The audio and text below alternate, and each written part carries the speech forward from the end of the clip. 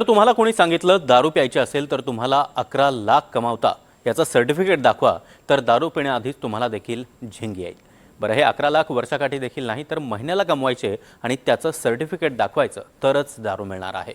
कुणी घेतलाय असा निर्णय आणि कुठे हा निर्णय घेण्यात आलेला आहे पाहूयात। सॅलरी स्लिप दाखवा, दारू मिळवा।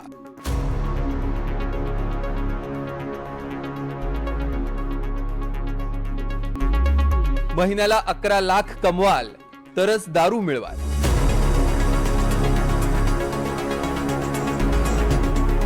31 जवळ आलाय।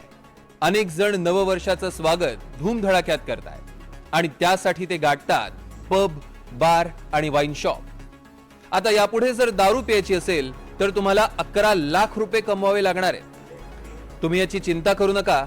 हा निर्णय भारतात नव्हे तर आखाती देशातील सौदी अरेबियानं घेतलाय। कडक नियमांसाठी ओळखल्या जाणाऱ्या सौदी अरेबियानं आता दारू पिणाऱ्यांसाठी महिन्याला 11 लाख रुपये कमवत असल्याची सॅलरी स्लिप दाखवा आणि बिनधास्त दारू रिचवा असा नवा नियम लागू केलाय।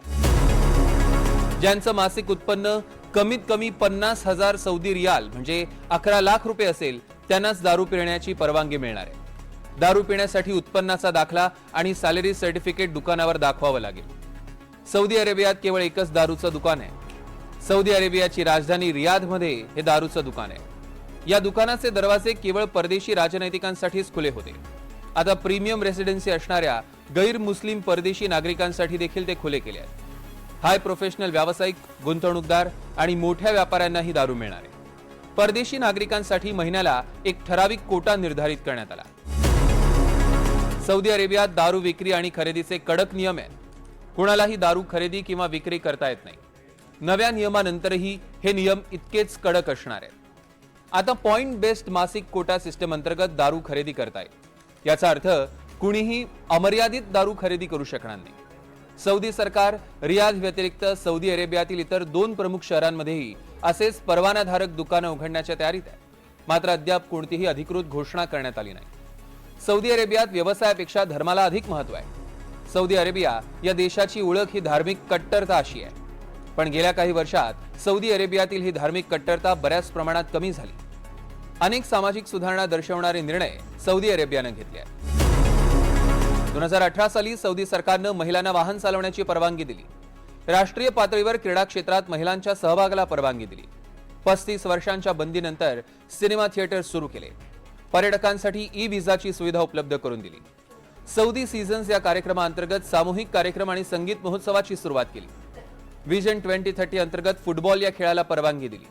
इतकंच नाही तर 2034 प्रमुख शहरांमध्ये स्टेडियम देखील उभारायला सुरुवात केली आहे। सौदी अरेबियाच्या सामाजिक आणि आर्थिक जीवनामधली ही स्थित्यंतर मोहम्मद बिन सलमान याच्या विजन 2030चा भाग आहेत। मुळातच सौदी अरेबियामध्ये आज घडीला 2/3 अधिक जनता ही तरुणांची आहे आणि या तरुणांच्या आशा आकांक्षा पाहता भविष्यामध्ये अशा प्रकारचे बदल करणं हे भाग आहे।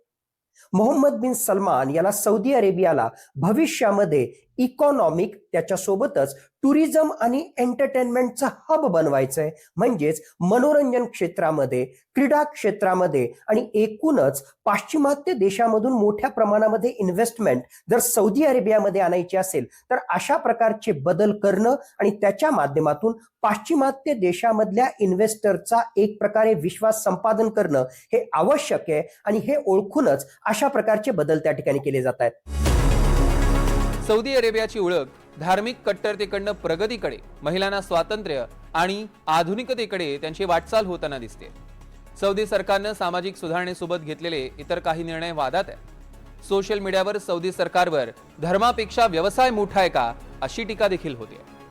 Bureau report, NDTV Marathi.